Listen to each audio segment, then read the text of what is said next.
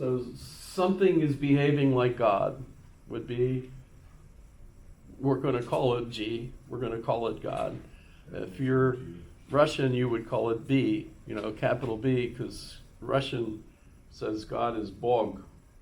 Bog znает, God knows. Slava Bogu, thank God. Like Ukrainian in the cars that I always say hello to, and I'm sorry, but Ukrainian and Russian seem the same to me. I don't want to take sides on this issue, but in any case, she said, how are you? And I say, Yesho Živ, I'm still alive, which is what I always say in English, but I can also say it, Yesho, I'm still Živ, yeah, Živ, I'm alive. And she says, Slava Bogu, Živ, Notice I even used a feminine voice, and that was pretty good, I thought. Well, in any case, what does the ESS stand for? Beats the, what's a good expression? Beats the crap out of me. We could probably go back and ask the page for that. Because for anything that is any kind of variable, the variable is essentially x.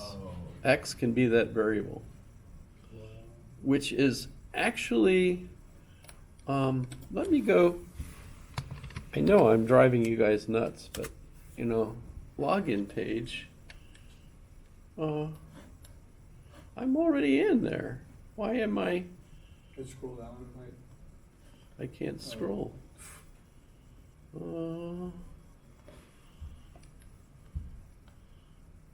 Sign up to chat.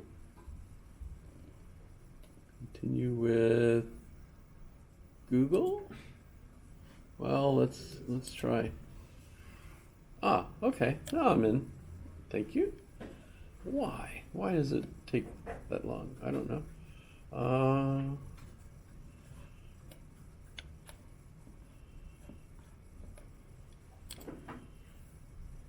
No. Truth tables, Socratic argument, and so. I think that was, today. Okay. So here we go. I was up. Besides having breakfast and stuff, I was playing with ChatGPT. And here's something that we need to cover. If we're talking about quantifiers. The problem you have, one of the problems you have, there's lots of problems actually, but one of the problems you have going from English or going from an argument to a quantified statement is if I'm doing a proof, all of the rules that we talked about, modus ponens, modus tollens, disjunctive syllogism, conjunction, simplification,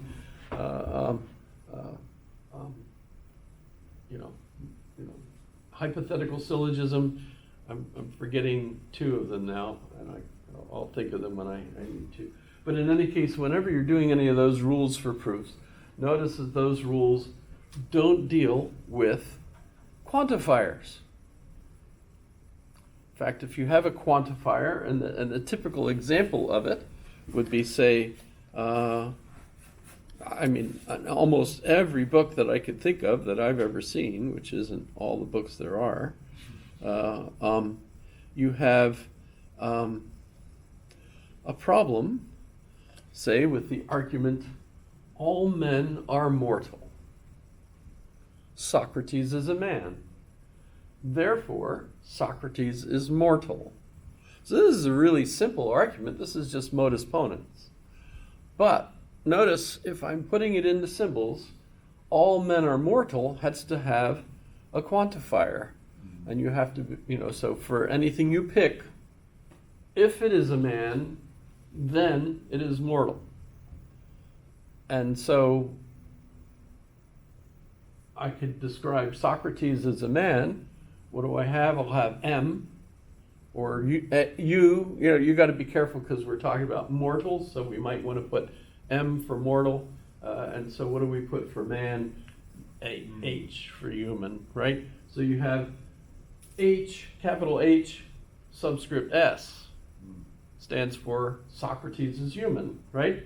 And then the conclusion, easy, capital M, subscript S, right?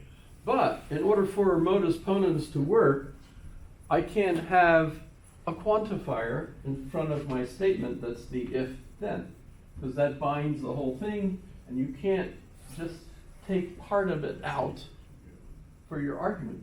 So before you can solve for this argument in quantification theory, you're going to have to get rid of that temporarily to show that you can prove that. And so what do we need? We need to get rid of the quantifier.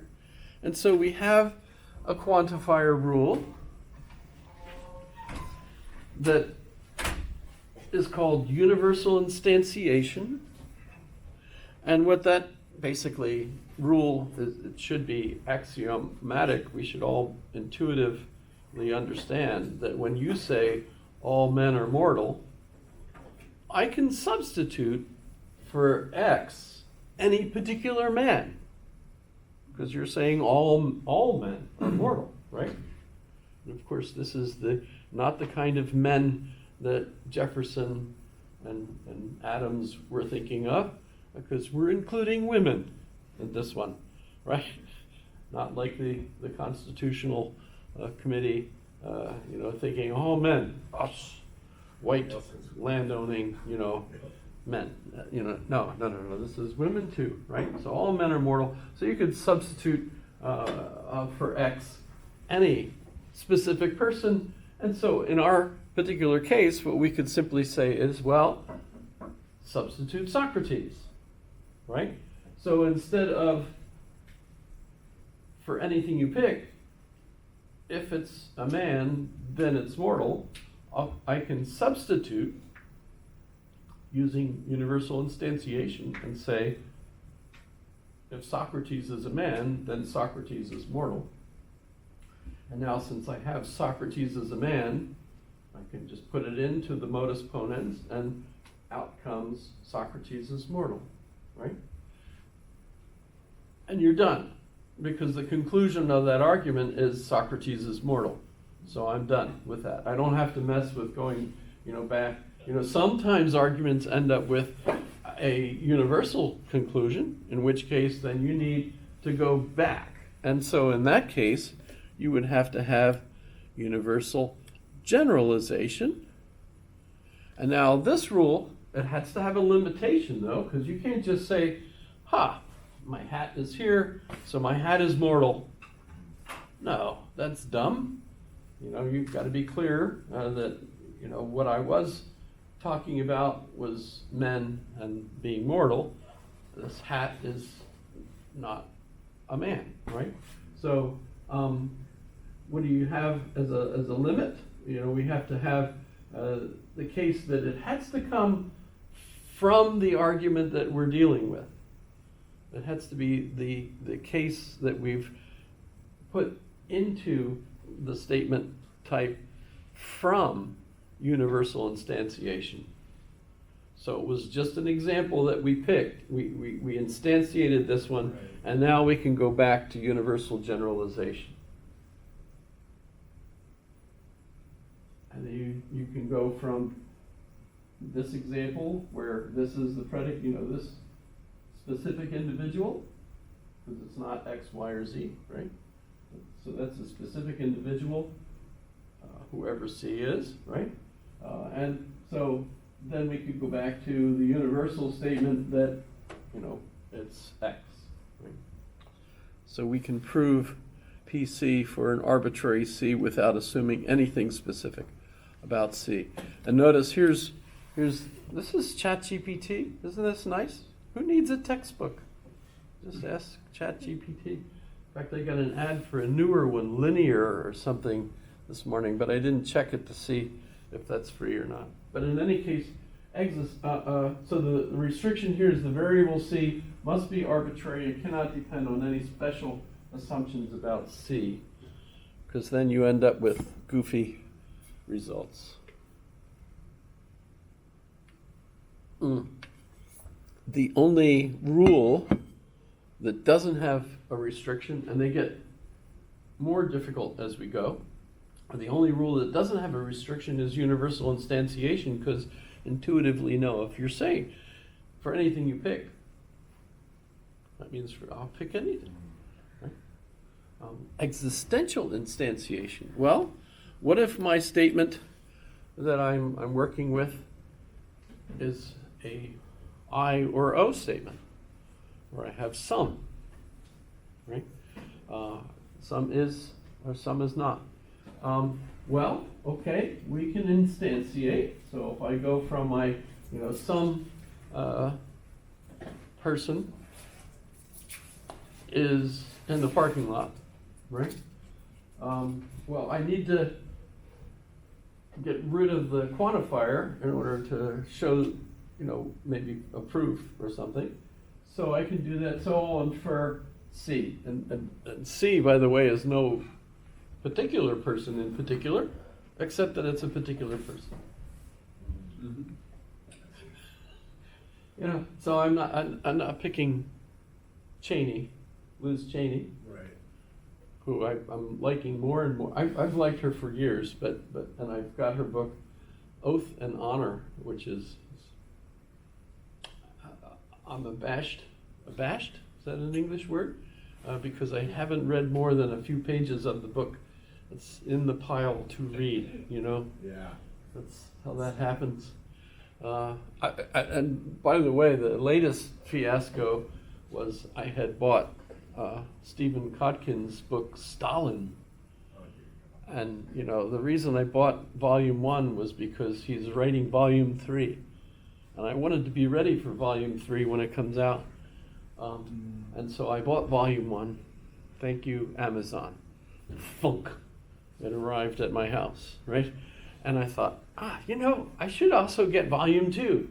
And the next time I was like at Barnes and Noble's, which I frequent quite frequently. And I thought, I'll find volume 2. So I went to the shelf. There's Stephen Kotkin, Stalin. I thought, this looks like volume 2. I was looking at the years. So I bought it, got home, and discovered I had 2 copies of volume 1. And I was like, oh. So fortunately, I went back to Barnes and Noble's, kind of embarrassedly, and said, I bought 2 copies of this. Can I change this for volume 2? And it turns out they don't carry volume 2 in the store. They only can order it printed. So it's printed only on demand. So, but they can do it. So they took the 1 volume back and put that money towards volume 2, which was only $3 more. And it arrived at my door, Funk, which is a Funk Plus, because it was even bigger than Funk 1, right? So now I have this much book, 2 volumes. Oh, I should bring it in just to show you the size of the print and the notes. A lot of writing on Stalin. It's the kind of thing you have to use a magnifying glass. Let me ask you a question real quick. Are you purposely calling it Barnes and Noble? Yes. I like it. I know it's Barnes and Noble, but I've get it. talked about this with a major once who came into, I don't know if I could tell you where it was, but in any case, she came into my place of work where there were a bunch of people that spoke multiple languages, and I made 2 or 3, stupid jokes, linguistic puns. And she laughed. She was there. She was accompanying a Chinese officer who was there, I think Taiwan Chinese. But in any case, she said, "So how many languages do you speak?" And and she. So this is her thesis, that linguists tell more puns because they're playing with language more than other people. So Barnes and Ignobles, it's just one of those that, you know, I've picked it up Things are funnier. almost the same way that, you know, I'll say, you know, I put the